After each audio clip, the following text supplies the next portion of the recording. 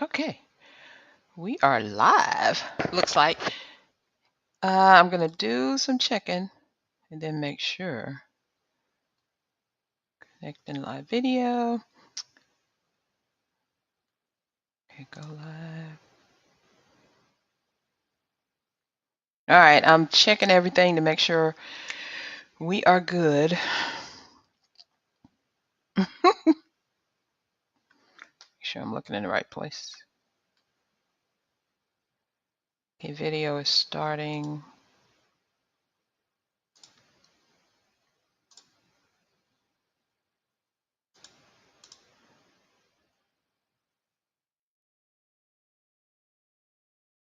All right, y'all hang on just a minute. This is my first time going live on oh my gosh, all of these platforms. So I need to make sure everything is good.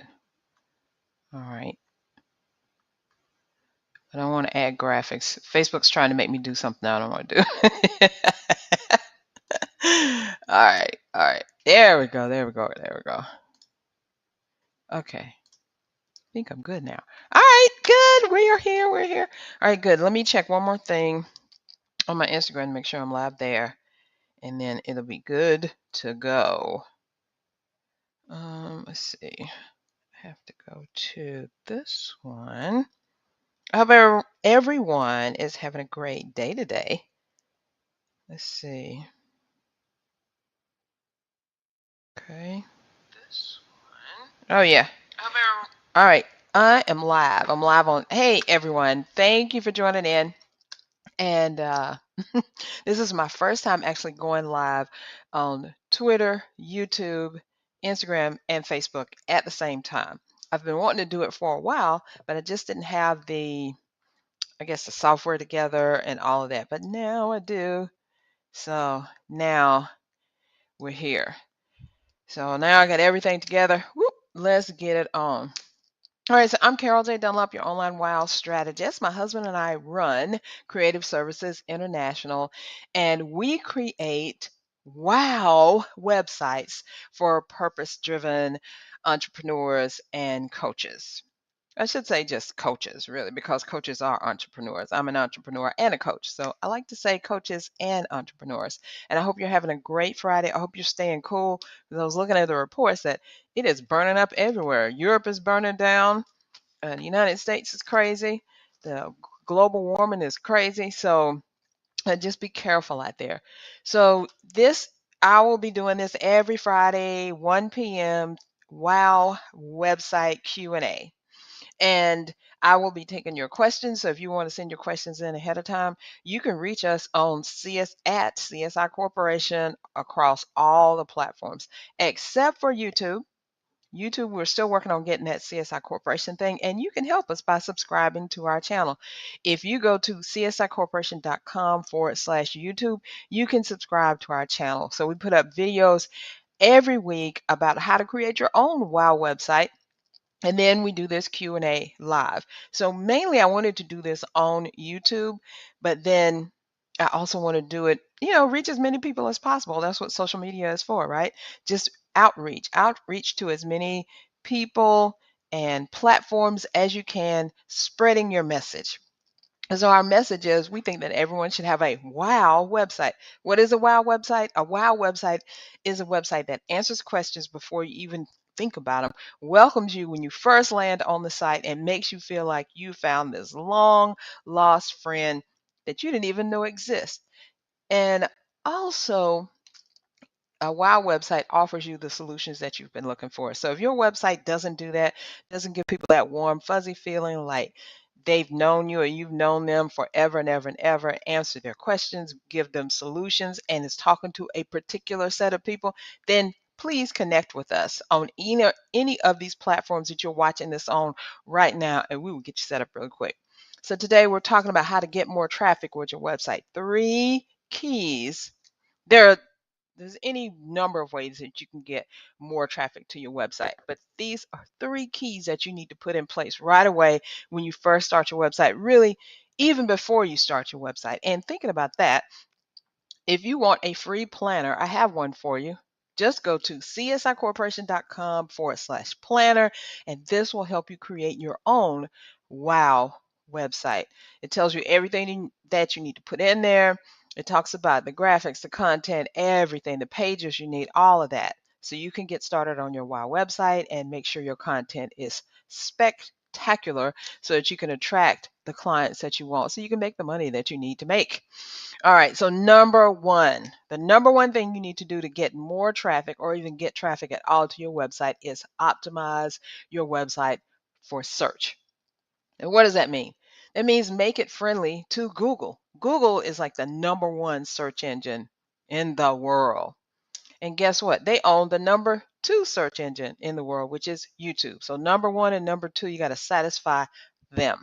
If you satisfy them, give them what they're seeking, then they will send you traffic. Now, how do you do that? So in your website, you're going to have tags, titles, headlines, and content. And you want to make sure all four of those things have your keywords in them. And you may be asking, Carol, what's keyword? How do I know what keyword I want? Well, that's where you're going to have to do some research and figure out what people are searching for. Say, for instance, you're a dog sitter. I would say cat sitter, but really dog sitter because cats don't care about you sitting for them. They just want to know, where can I find my food, and then let me use the bathroom in a clean place. Dogs, on the other hand, require a lot more attention. They got to be taken out and all that stuff. So a dog sitter. If you're a dog sitter and you are waiting for people to find you so you can sit for their dog, take care of their pet or whatever, what words are they going to be putting into the search engine to find you? Are they going to, if you just pick dog sitters, you have just become so vague, it doesn't even matter. Tell you why, because the big corporations or people with the most people following them are going to have that word locked down already. So you need to expand your keyword into a keyword phrase that's dog sitters in Atlanta or dog sitters in Kennesaw or dog sitters not in the state, but really in the area or the city that you're in. That will help. And maybe you sit for a certain dog, like collie dog sitters or something. I don't know. I'm not really a dog person, but that really came up. So I was like, think about ways that you can attract your people. What is it that they're looking for in a dog sitter? Do they want someone who is probably prompt, uh, even keel personality, someone who's not going to make the dog go crazy? And so think about the things that people will look for, and those are going to be your keywords. And a keyword phrase, you need more than just a keyword. You need a keyword phrase, which is 3 or more keywords. And the phrase can be 5, 6, 7, 10, 12, 15. Those are called long tail keywords. And those are going to help people find you more than if you just put dog sitters. Just think about being specific, being clear, so that you can get across what you're trying to your people. So remember, tags, title, got my notes here, headlines, and content all have to have your keywords in it. So if they have your keywords in it, when people start searching, they will find you. And guess what? The more people find you, the more Google says, hey, this person really knows what they're talking about. Their site is an authority site, and we're going to send more people to them. So the more people find you, the more Google looks at it, and the more that Google will send people to you. But keywords got to be on point, and you got to put them like everywhere, and not just people used to do what they call keyword stuffing.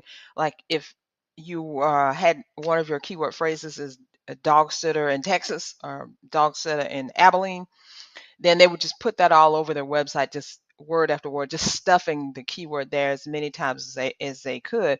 But Google quickly X that out, and if you do that now, you're going to be penalized. So don't do that at all. But remember, Google is your friend.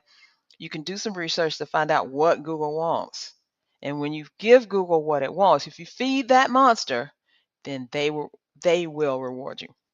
Number 2 is to spy on your competitors. Now, I don't want you to say, oh, I don't have any competitors, because you really do. Even if you think that you've come up with the most unique idea ever, it's really not unique, because nothing in this world is really brand new. Even the technology that we think is so new, someone has done something like it before. If you think about Apple, for instance, you think, well, Apple created so many things, but even their iPod thing that they created, there was already someone who had done that before. They just didn't advertise it and monetize it and market it like Apple did. So their stocks went down while Apple's went up. Now, yes, the iPhone was crazy and a whole new invention. It has spawned a lot of new technology and stuff. But somewhere down the line, there was something that was just kind of like that. It just didn't get the word out, like that other thing did. So you do have competitors, and you may not have direct competitors. You may have competitors who do something sort of like what you're doing. So whatever, find them and see what they're doing. Where are they? Are they on social media? How many accounts do they have? How many followers do they have? Do they post often on social media? Look at their website. What does their website look like? What kind of content do they include? Do they have a lot of engaging things? Is it just a brochure site? How are they really doing? And the way that you can tell how your competitor is doing is, again, use your keyword, put it into the top of Google, search and see what comes up. And those websites that come up, not the ads, but the websites that come up, those are your competitors. Whether you say you have competitors or not, those are your competitors. And let me tell you this, if they're coming up on page 1 of Google, there's only 10 slots on each page. So if they're on page 1, the organic traffic, not the ads, but the organic traffic that comes up, then they are doing something right. So what you need to do is click those links and figure out how, if I put this keyword in there and they came up on page 1, what are they doing? What are they writing about? What could their keywords be?